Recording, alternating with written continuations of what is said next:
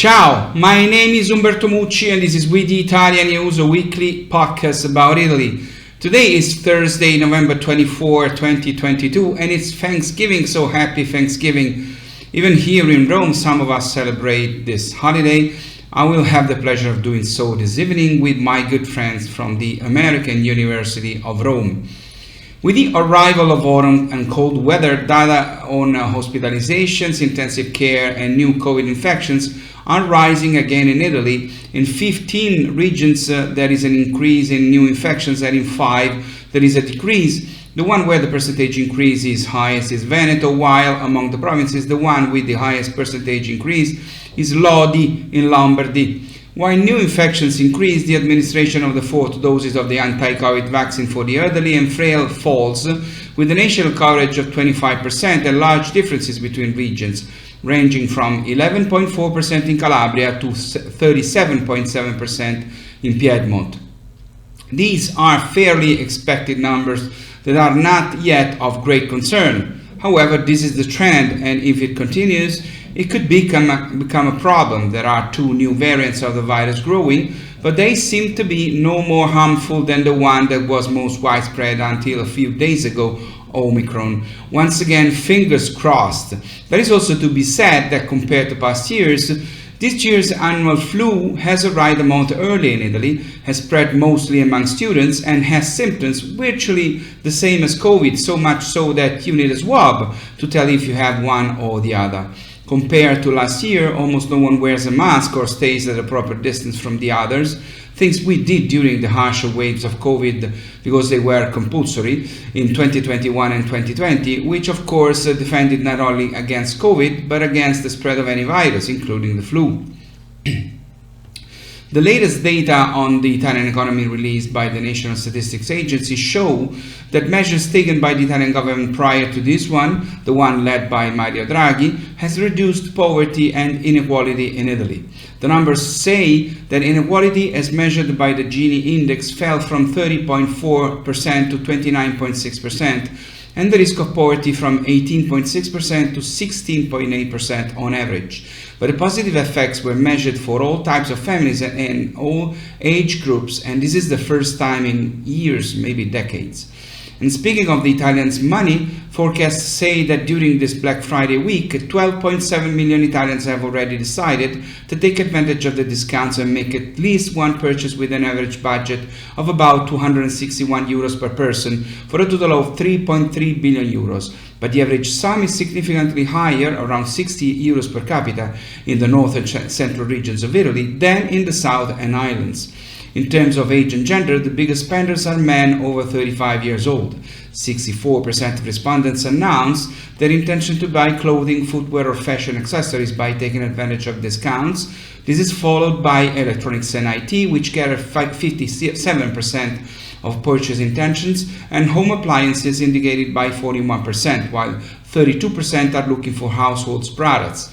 But there is also 9% interested in other types of products, mainly toys, books, collectibles, cosmetics and other perfumery products.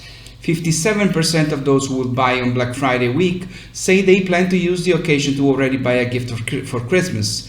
Overall, an estimated 1.9 billion euros of holiday gift spending will be front-loaded over the next 7 days. These 7 days.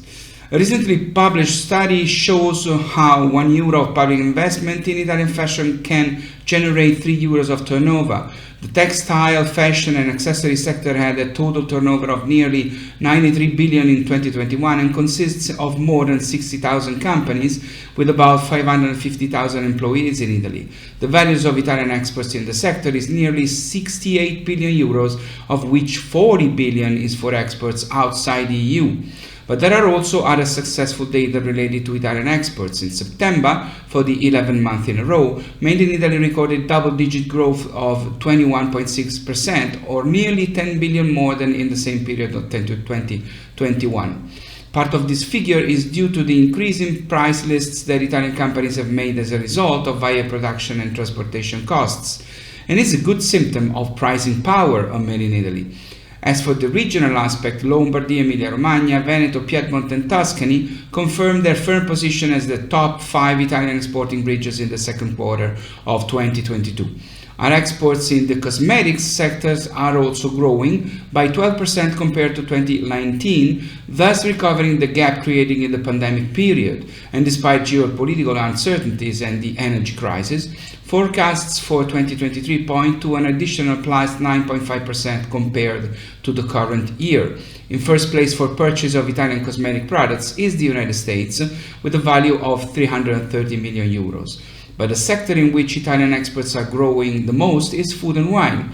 Italy is the world's sixth largest exporter of food and beverages, more than 42 billion euros of exports in 2021 for an average annual growth rate of plus 6.2% over the 2016-2021 period.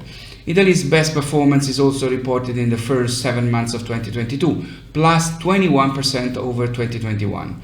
Again, the greatest opportunities for growth are in the United States, a market with significant size, high spending capacity, and demand for Italian products still concentrated in a few federal states. The top 5 intercept 55% of Italian food imports and 70% of wine imports, all factors that imply enormous growth potential for our exports. Trends related to food consumption abroad in the coming years say that products that are characterized as organic, sustainable, and of controlled origin will grow more in percentage terms, and these are typical Italian products. Such trends will certainly benefit foods and beverage with glass packaging, a material that is considered by consumers to be the most sustainable and with the least environmental impact. Among the various categories, the best performance in foreign markets come from PDO wines and sparkling wines, followed by cheeses, balsamic vinegars, and meat products. And if Italian wine excels in the world's markets thanks to the quality of its products, the Made in Italy technology dedicated to the vineyard and cellar is not to be outdone. The enology and bottling machinery sector has a turnover of around 3.1 billion euros and a great propensity to export, accounting for 70% of sales. And speaking of exporting Italian products to America, a few days ago it was officially announced that Fiat will begin selling an all-new version of the iconic 500 in the US in 2024. The 500 is returning only as the electric version of the car, which is will be available overseas for around $25,000 with a range of 200 miles per charge. Milan, the capital of Lombardy, performed excellently at the ERC Starting Grants 2022, the grants awarded by the European Research Council, which is the European Union organization that rewards talented scholars engaged in frontier research and excellence. In fact, 11 researchers from universities in Milan have received the award. Starting grants are awarded to early career scholars with between 2 and 7 years experience since completing their doctorate and a very promising scientific record. Each research is funded with 1.5 million euros for a duration of 5 years. There have been 408 winning projects, and among them 27 are carried out by researchers working in Italy. The Milanese universities are joined by the universities of Florence, Bologna, Perugia, Turin, Trento, Padua, Genoa, Venice, and Rome.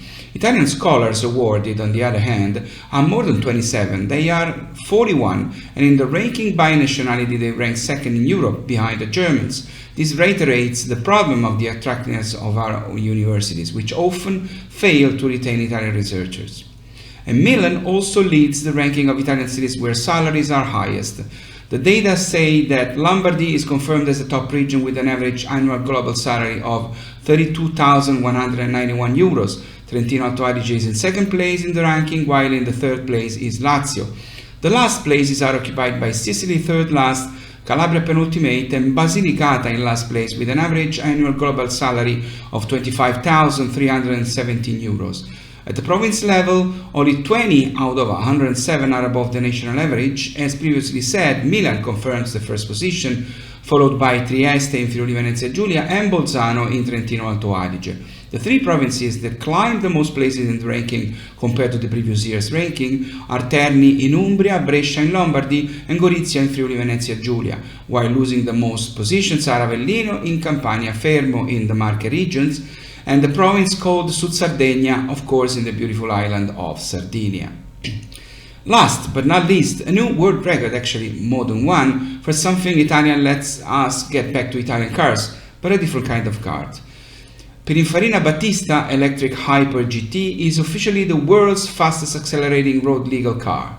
The Battista's performance credentials were recorded and verified at Nardò, in the Italian region of Apulia, where there is an extraordinary circuit surrounded by thousands of olive trees in an incredible territory. The official acceleration and braking figures are record-breaking. The Battista sprints from 0 to 60 mph in 1.79 seconds. That's quicker than a Formula One car. It also goes from 0 mph to 120 mph in 4.49 seconds.